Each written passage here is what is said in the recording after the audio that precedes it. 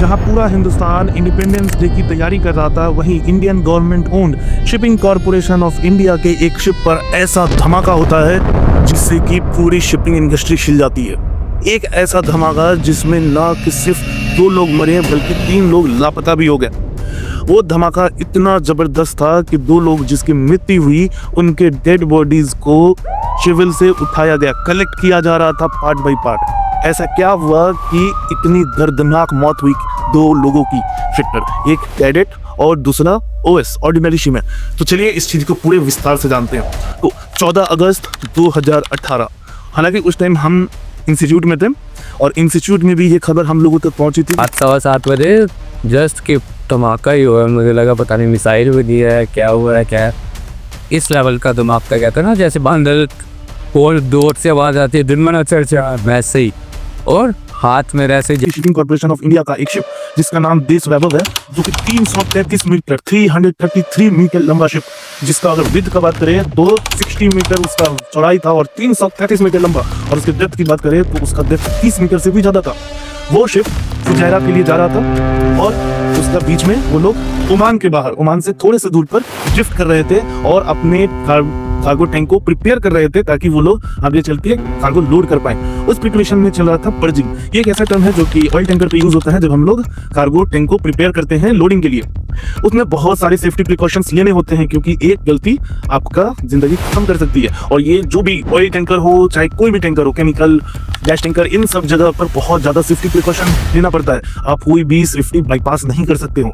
लेकिन वो ship Indian government owned shipping corporation of India की थी। वहां पर लोग थोड़े से लिबरल हो जाते हैं क्योंकि कंटिन्यू कार्गो ऑपरेशन चलता रहता है, India to Gulf, India to Gulf. तो ये एक डेली का रूटीन ही हो गया है ये सब चीजें, तो लोग वहां पर थोड़े से लेजी हो जाते हैं। शिप पे सब कुछ बहुत अच्छा चल रहा था। चीफ ऑफिसर सीसीआर में बैठ के सब कुछ कंट्रोल कर रहे थे, डेक पर बाकी के लोग काम कर रहे थे और कैडेट और ओएस कार्गो टैंक के पास टैंक कंडीशन चेक करने गए। एक कैडेट उस टाइम चीफ ऑफिसर के साथ था, एक बाहर था, बाकी के 2 कैडेट आराम से केबिन में सो रहे थे। टोटल जहाँ तक 4 कैडेट था। सब कुछ नॉर्मल था। अचानक से एक बहुत जबरदस्त आवाज आता है। ऐसा लगा कि कोई दूसरा शिप आकर अपने शिप को ठोक दिया है। पूरा जहाज एकदम हिल गया और बाद में थोड़ी देर बाद पता चला मास्टर दौड़ते हुए बीच में गए क्योंकि head officer was on duty, क्योंकि सुबह के 11 बजे के करीब ये कांड हुआ था। जब देखा गया तो पता चला कि आगे से 2 टैंक खाली हो चुके हैं। मतलब कि इतना जबरदस्त एक्सप्लोजन था कि पूरा का पूरा स्ट्रक्चर गायब। और 2 सेंटर टैंक एक्सप्लोड हुआ था, वो आधा शिप ही गायब हो गया। BLCC था ना, तो सेंटर टैंक था मेन, सबसे बड़ा टैंक, वही एक्सप्लोड हुआ है। तो उसके ऊपर की जितनी भी लाइंस थी स्टॉक पे, तो सारी उड़ गई, है ही नहीं वहाँ पे। कि साइड वाला स्ट्रक्चर नहीं गया, मतलब साइड से हल जो होता है वो नहीं रप्चर हुआ, जिसकी वजह से पानी अंदर नहीं आया। बस बीच से 2 टैंक, सेंटर टैंक उड़ गए। सभी लोग जल्दी जल्दी भाग के मस्टर स्टेशन में पहुंचे क्योंकि अभी तक इमरजेंसी अलार्म बज चुका था। जब काउंटिंग हुआ तब पता चलता है कि 2 लोग मिसिंग हैं और वो 2 लोग जो मिसिंग थे उसमें से एक कैडेट था और एक ओएस था। और उस टाइम तक सबको पता चल चुका था कि इस एक्सप्लोजन के चपेट में हमारे कैडेट और ओएस आ चुके हैं और पता नहीं वो लोग कहाँ गए। उसके बाद से जब सर्च शुरू हुआ और उस टाइम कप्तान और बाकी जो भी लोग सीनियर थे सबको समझ में आ चुका था कि अब शिप पे रहना सेफ नहीं है। मास्टर ने ऑर्डर किया कि ठीक है चलो हम लोग अबेंडन शिप करेंगे, तो उसके लिए सारी चीजें प्रिपेयर की जाए क्योंकि इन लोगों को डर था कि कहीं और भी टैंक ब्लास्ट हुए, क्योंकि आग तो लग चुका था। अगर ब्लास्ट होते जाएगा तो शिप को डूबने में थोड़ा भी टाइम नहीं लगेगा।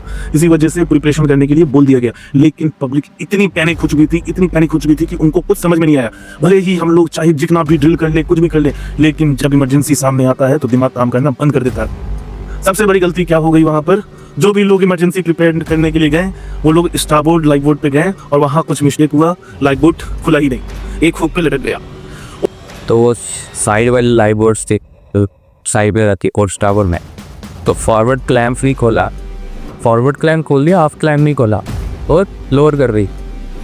अब वो झूल रही है ऐसे, जो रेडियो नहीं थी, अब वो निकल भी नहीं रहा, उस पर वेट आ गया। तो इतनी देर में देखा मैं कान भागते पोर्ट साइड लाइफ बोट पे गए क्योंकि टैंकर पे 2 साइड लाइफ बोट होते हैं। पोर्ट साइड लाइफ बोट पे गए, उसको लोअर किया गया। मास्टर का इंतजार भी नहीं किया गया और सभी लोग उतरना शुरू कर दिए, लाइफ बोट में बैठना शुरू कर दिए। 30 मीटर का डेप्थ का शिप था। ड्राफ्ट 6 से 7 मीटर रहा होगा, 8 मीटर, लगभग 22 मीटर ऊपर से नीचे आना इतना आसान नहीं होता है। इसी बीच 2-3 लोग पानी में गिर गए।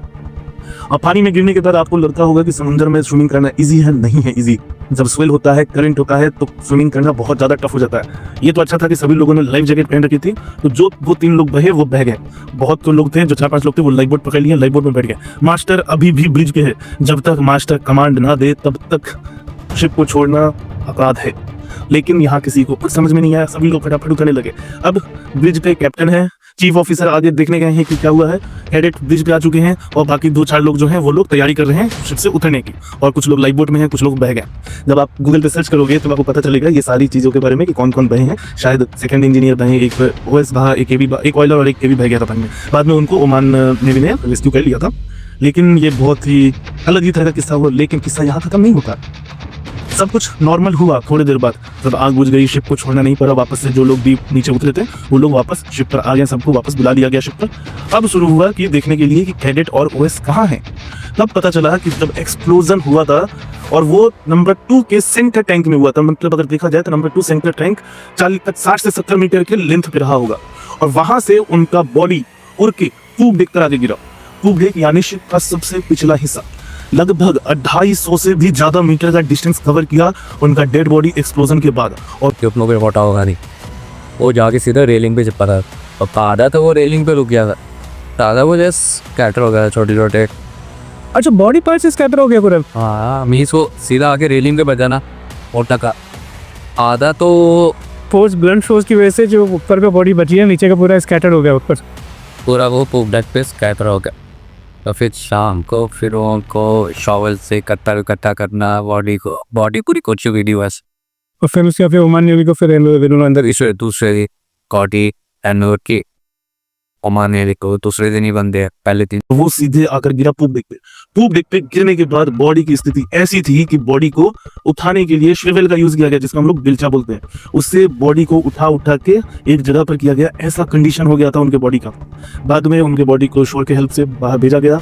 जो भी लोग बाहर बह गए थे पानी में, उनको ओमान नेवी ने रेस्क्यू किया, उनको वापस से शिप पर लाके छोड़ा। शिप वहां से गई ड्राई डॉक में सारा इन्वेस्टिगेशन हुआ, बहुत लंबा चलता है ये इन्वेस्टिगेशन। फिर शिप का रिपेयरिंग हुआ, लेकिन ये इंसिडेंट बहुत ही खौफनाक था उनके लिए जो उस शिप पर थे, क्योंकि हम लोगों को सुन के लगता होगा कि ये नॉर्मल चीजें हैं, लेकिन जब आंखों के सामने एक्सप्लोजन हो और कोई डेड बॉडी दिख जाए जिसका ऐसा स्थिति हो जाए, तो फिर वो नज़ारा ही अलग होगा और बहुत ही खौफनाक होता है। तो एक चीज़ आप समझ लीजिए, शिप पे अगर आप काम कर रहे हैं तो सेफ्टी बाईपास नहीं कर सकते हैं। आप एक गलती करेंगे, उसका नतीजा इतना बड़ा हो सकता है जिसका भुगतान दूसरों को भी करना पड़ेगा।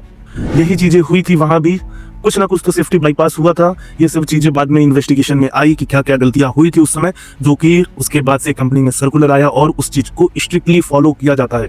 और हर टैंकर शिप पे, चाहे कितना भी आप रेगुलर ऑपरेशन कर रहे हो, आपको सारे सेफ्टी का ध्यान देना होता है। अगर एक सेफ्टी बाईपास होता है तो उसका नतीजा एक्सीडेंट होता है और उस एक्सीडेंट में जान भी जाती है, क्योंकि शिप एक डेंजरस जगह है जहां पर आपको हर काम सेफ्टी के साथ करना है। अगर आपके साथ कुछ होता है तो आपके रेस्क्यू के लिए जो टीम आएगी उसको आने में कम से कम 8-10 घंटे लग जाते हैं। वैसा ही उस शिप पे भी हुआ था। जिन लोगों को थोड़ी मोड़ी इंजरी थी, आपको क्या लगता है उसी टाइम उनको ट्रीटमेंट मिला होगा? नहीं, 8 से 10 घंटे लग जाते हैं मिनिमम। और वहां पर तो जिस दिन एक्सप्लोजन हुआ उसके अगले दिन मेडिकल टीम पहुंची थी, जबकि वो पोस्ट से इतनी नजदीक थी फिर भी।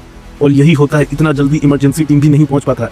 इसीलिए अगर आप शिप पर जा रहे हैं तो एक चीज का ध्यान रखिए कि सेफ्टी इंपॉर्टेंट है, सेफ्टी प्रायोरिटी है। काम धीरे करेंगे चलेगा, काम लेट होगा चलेगा, लेकिन सेफ्टी बाईपास नहीं करना है। इसलिए आज के लिए इतने रखते हैं, आगे के वीडियोस में और भी कुछ ऐसी कहानी लाएंगे जिसको सुन के आप अपना सेफ्टी खुद ध्यान रखेंगे। चलिए, बाय बाय, टेक केयर।